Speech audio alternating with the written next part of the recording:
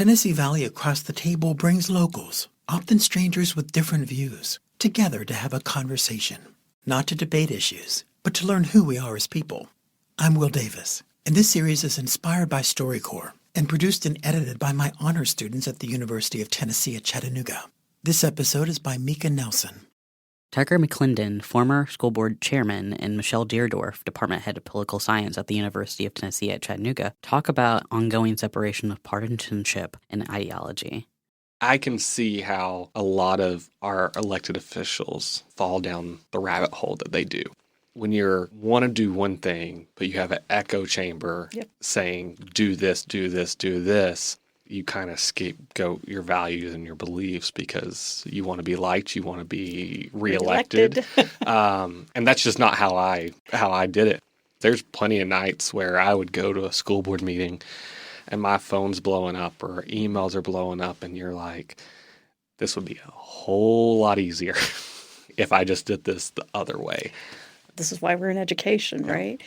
George Washington's last address, where he talks about the importance of putting public service, public good ahead of personal gain. I believe that. Yeah.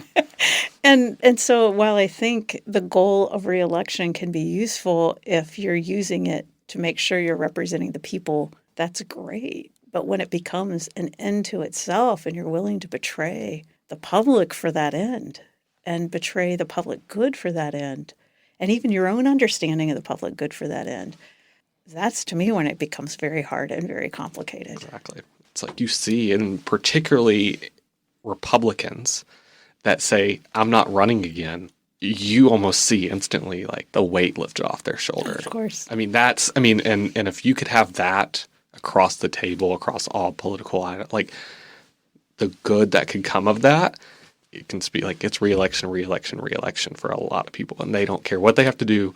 Yep. And that's how we do it. It's a lot harder than people think, especially from someone in a elected office. I mean, the pressures that people face and increasingly violence. Exactly. Politics has become unmoored from ideology, and partisanship is disconnected from ideology. You and I are ideological people. We think, not that we're held hostage by our ideology, but our party choices are based, our political choices are based on that. Yeah. I'm not a real partisan person. I'm a political person. Yeah. But to me, those aren't the same things. But in our world right now, they've been conflated. Yeah.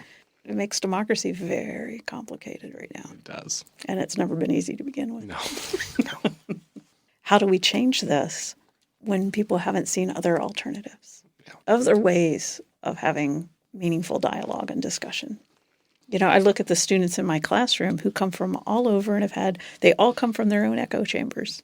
And we bring them into a classroom. And to me, that is the sacred space of the classroom. The space that's set apart is where people from all these different points of view come together. And we have to find ways to see all of those people, because the goal is for us to govern ourselves and govern ourselves well.